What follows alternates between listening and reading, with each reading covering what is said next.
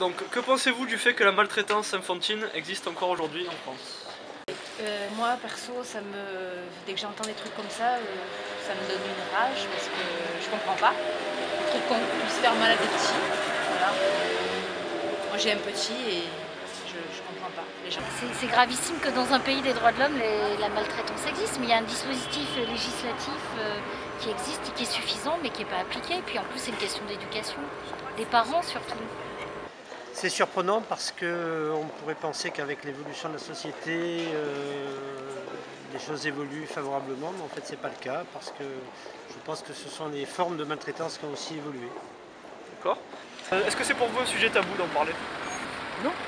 Vous en parlez librement En ce moment, on n'entend que ça à la télé. Donc, Pas du tout. Vous en parlez librement? Oui, puisque nous sommes avocats et moi personnellement, je suis avocat de l'enfant. Pensez-vous que bien les prouvé. enfants maltraités seront plus tard susceptibles d'être violents? Ça peut c'est ce qui arriver. ressort des statistiques. Oui. Ouais.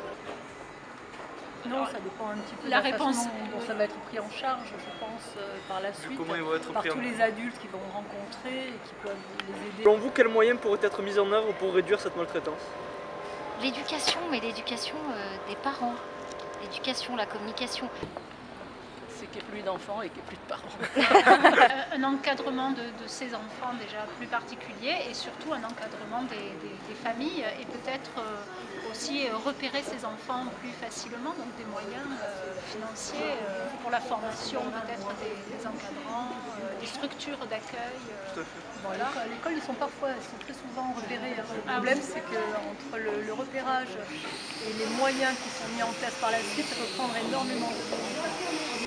Ce que vous faites aujourd'hui, en parler le plus possible. Savez-vous que des lieux spécialisés et des aides existent afin d'aider les enfants? Il y a La maison de l'enfance, il y a non? les C'est pas maisons ce de genre de l'enfance, mais il y a... Vous en connaissez? Non, vous nous auriez demandé s'il y en avait pour qui aidait les jeunes enfants, les gays, on vous aurait dit oui, parce qu'à Montpellier, il y a un centre qui s'occupe des jeunes gays et qui les remettent en relation avec leurs parents.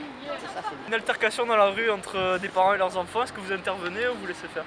Alors, je vais vous dire non, la seule fois que j'ai voulu intervenir, dis-toi, ça te regarde pas, paf. Pensez-vous que les enfants maltraités plus tard seront violents?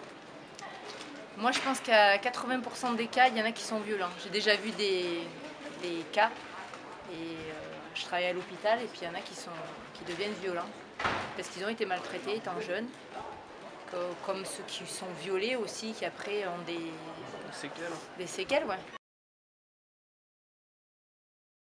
Je pense que c'est pas vraiment ça le problème. Vous pensez que c'est plus profond que ça?